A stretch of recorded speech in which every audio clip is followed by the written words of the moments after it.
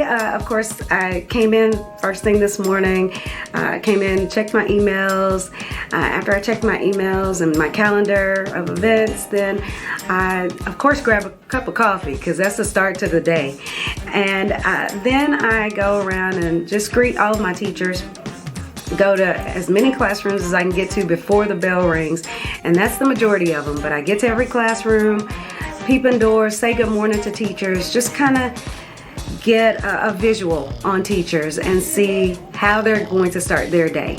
I'm walking the building inside and out, just saying good morning, greeting them, and of course just kind of getting a vibe for where they are and how their day is going to be, and just trying to be a ray of sunlight to all my staff and my scholars here. Then it's on to usually a PLC meeting or an instructional leadership team meeting that I usually have in the morning, and then we begin our day with just going into classrooms, walking through classrooms, watching teachers at their craft, watching them do the best they can do with our scholars, and teaching and learning.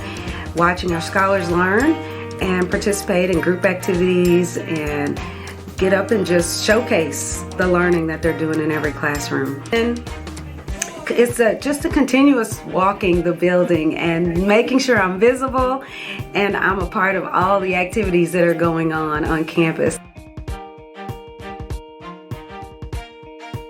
I was voluntold that I needed to be a principal. One of the reasons I was told I needed to be a principal was because this administrator, who was one of my very first principals, she was also my assistant principal when I was in high school. Her name was Diane Corman. She came into my classroom as a pretty new teacher. I'd probably been teaching for 4 years. She one day told me, you know, you're not gonna be a teacher for very long. You need to go back and get your master's degree because you need to become an administrator. Your leadership attributes are very evident. You can lead by example because you believe in modeling the behavior that you would expect. And you're also an instructional leader, and so I think you would be an awesome leader someday. And so she said those things to me, not in those exact words, but to that effect. She let me know that that's what my future was. And so I just appreciate Diane Corman pushing me to the next level.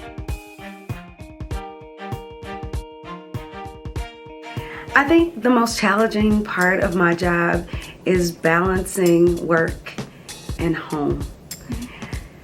Oftentimes, and because I've been an administrator probably since I was about 27 years old, my own children have only seen me as an administrator. And it takes away from their time. So I've dedicated so much of my time to being a secondary administrator, attending all games, being a part of every activity that my scholars are involved in, that it is oftentimes taken away from home. But I can say that right now, I'm really pumped up and excited because this is the year that I finally have both of my sons here on campus with me every day. So I get to spend a lot of quality time with them. I don't know if they like that, but I love it. I get to spend quality time with them every single day at school. And I also get an opportunity to be a part of all the activities that they're involved in, as well as the other scholars here on campus. And so where I used to be taken away from my family, I'm now engulfed in my family and all the activities that now we do together. And so it has been it's been challenging over the years, but now it's wonderful.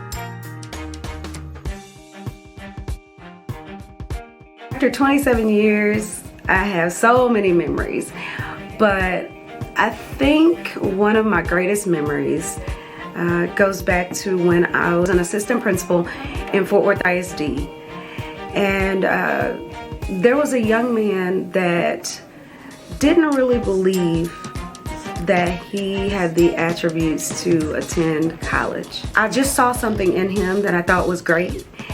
And so one day, I just remember out of the blue, he was tardy coming back from lunch. And I questioned him about being tardy, as I always did. But this particular day, I started to walk and talk with him as he's going to class. And I said, you know, can you tell me what you want to be? What do you want to, and I always say, what do you want to do with your life? And he said, you know what, miss, I don't know. He said, I don't know. No one's ever asked me that. And I was stunned that he was a junior in high school and no one had ever asked him what he wanted to do with his life. And so we talked a little bit about what he wanted to do, and I said, well, let me help you get there. And so we started talking, and he said he eventually went to college. I helped him go to my alma mater, Houston-Tillotson University. I helped him get in school. He became so very successful, and I'm so very proud of him. He is one of my reasons that I do this every day, because at the end of the day, I always know that there's an opportunity for success for every scholar.